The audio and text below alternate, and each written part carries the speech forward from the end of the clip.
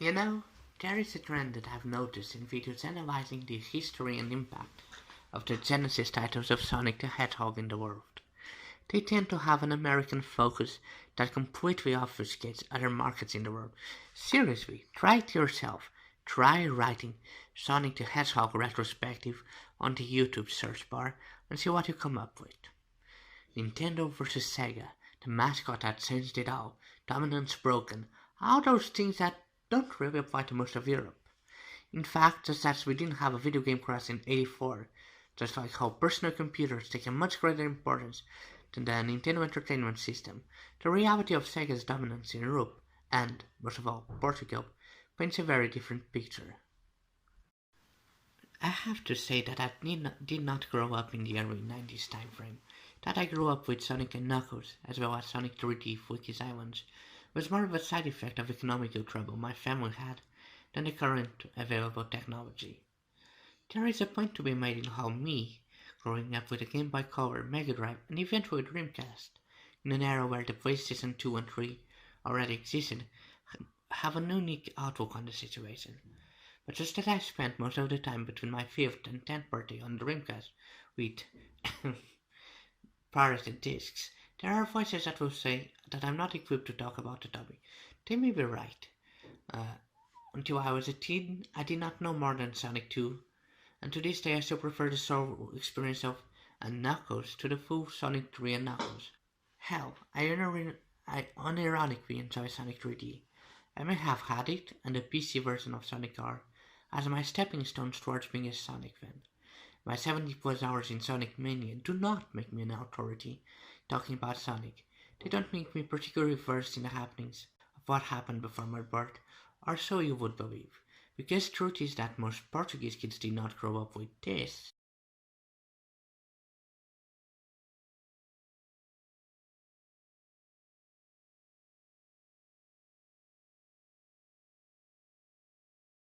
But rather, this.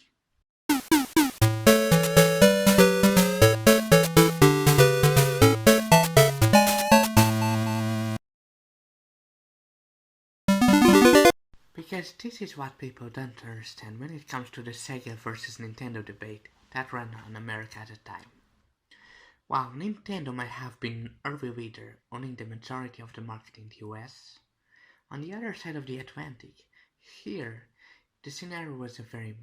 I cannot fully claim that Sega won the battle, not if we look at total sales charts for the entirety of Europe, but I can speak for Portugal. And, in Portugal, the question was never Sega versus Nintendo, because Nintendo was never a serious player in the discussion. No, what I have learned from my searches, from people who lived that era, the question was not, should we get a Super Nintendo or Mega Drive? The question, for those with vast cash on their pocket wishing to buy a console was, should we get a Master System or a Model 2?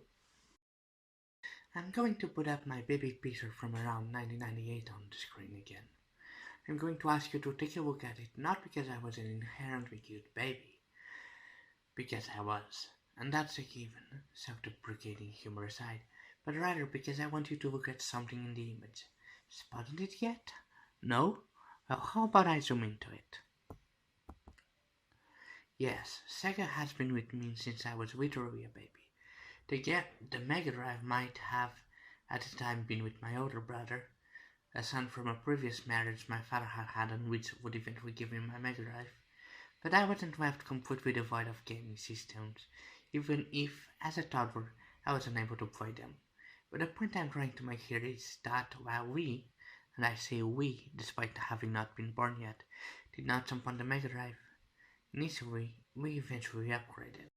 Meet the Mega Drive Model 2. In many ways, a worse version of the Mega Drive with only an RF connection, though there are now cheap alternatives that use the same entry port, mono sound, and cheaper build quality.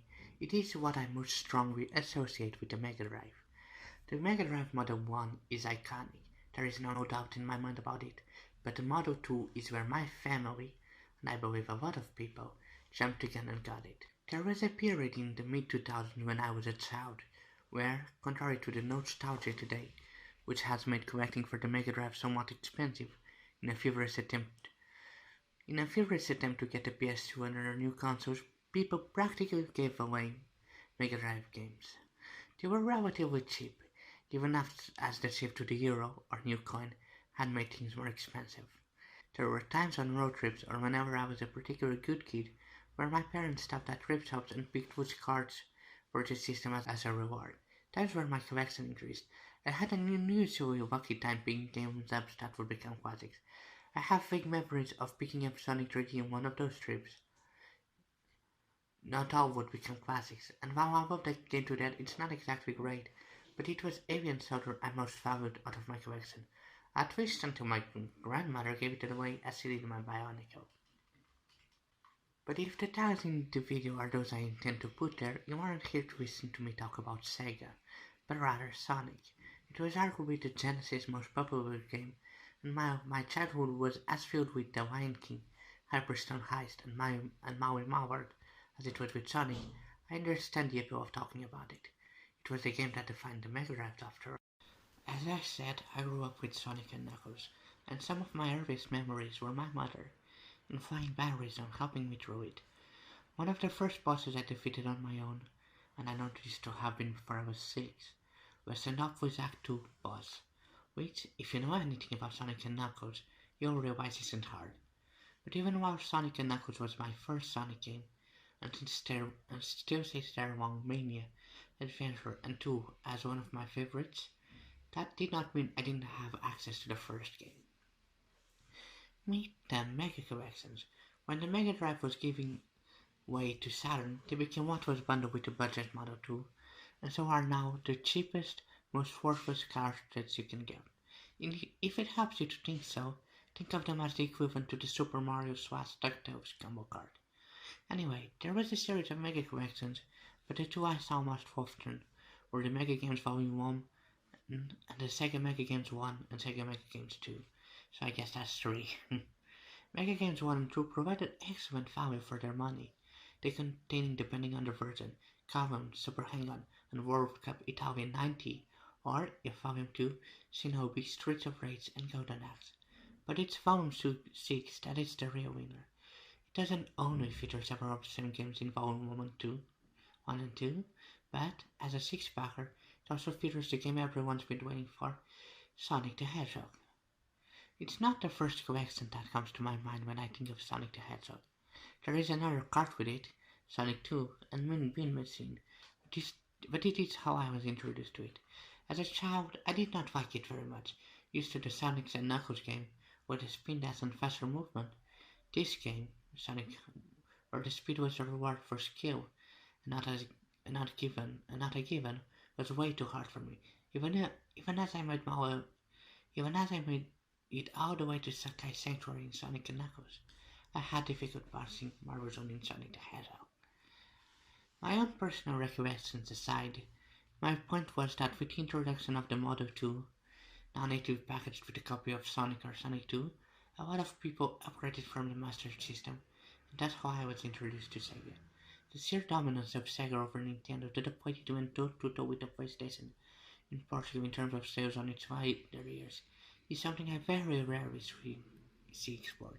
There is a lot of love for the Sega Mega Drive today, or, as Americans call it, the Genesis, but there is much less of a representation on an European or Portuguese experience. My video is but one from the sea and Sonic and Sega retrospectives out there, but I wanted to provide a bit of a different take, one where Sega and Nintendo didn't battle it out, because Sega had already won with the Master System, one where you either started with Sonic Adventure to battle, another is dumb, because a lot of people I know own Dreamcast. Getting back into the Mega Drive library hasn't filled me with nostalgia. Suck at how much Teenage Mutant Hero Turtles and Alien Soldier are, and warm childhood memories. But even while the Nintendo Entertainment System exists, and I had apparently had it for a period of a few months, I wanted to share this experience with you. After all, to be this good takes ages, and sometimes, the music in Sonic sounds like this.